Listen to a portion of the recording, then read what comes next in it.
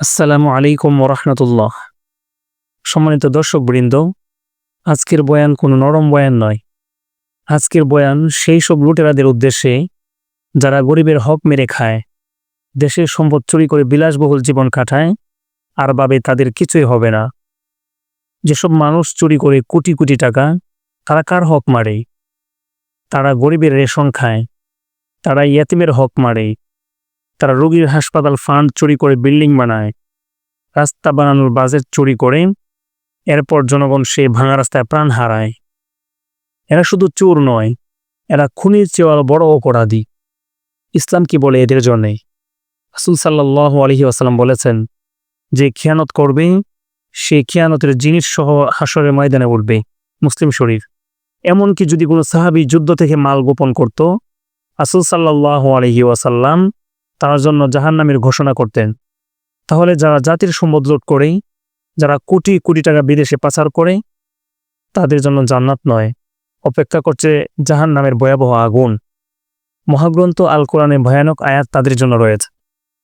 ইন্নাল্লাযীনা ইয়াকুলুনা আমওয়ালাল ইয়াতামা যুলমান ইন্নামা ইয়াকুলুনা ফি বুতুনিহিম নারা ওয়া সায়াসলাউনা সাঈরা। যারা অন্যায়ভাবে ইতিমের সম্পদ আত্মসাৎ করে, তারা আসলে নিজের পেটে আগুন ঢুকাচ্ছে এবং তারা প্রবেশ করবে জ্বলন্ত আগুনে। সূরা নিসা আয়াত নাম্বার 10। আপনি যদি দেশ লুট করেন, আপনি আগুন খাচ্ছেন, আপনি আগুন গিলছেন, আর মৃত্যুর পর সেই আগুনে আপনাকে জ্বালিয়ে পুড়িয়ে একদম ভস্ম করে দেবে। হাসরের ময়দানে ভয়াবহ দৃশ্য।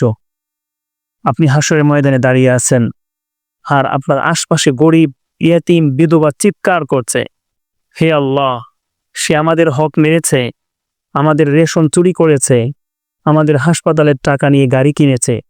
সেদিন টাকা পয়সা দিয়ে রক্ষা মিলবে না।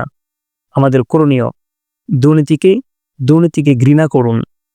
যারা চুরি করে তাদের প্রশংসা না করে ধিক্কার দিন। সরকার বা সমাজে যেখানে দায়িত্ব পাবেন সততা বজায় রাখুন। ঘুষ, হারাম ইনকাম থেকে নিজের পরিবারকে বাঁচান। পরিশেষে বলছি, যে দেশকে লুট করে সে দেশদ্রোহী। যে গরিবের হক মারে সে জান্নাতের আশা না করুক। আসুন আমরা ইমানদার হই, সৎ হই এবং হকদারের হক আদায় করি। না হয় আল্লাহর গজব থেকে কেউ বাঁচতে পারবে না। জাযাকুমুল্লাহু খাইর। এ বয়ান আপনাদের হৃদয়ে লাগলে শেয়ার করুন, যাতে অন্যরাও সাবধান হতে পারে। লাইক দিবেন, শেয়ার করুন। আসসালামু আলাইকুম ওয়া রাহমাতুল্লাহ।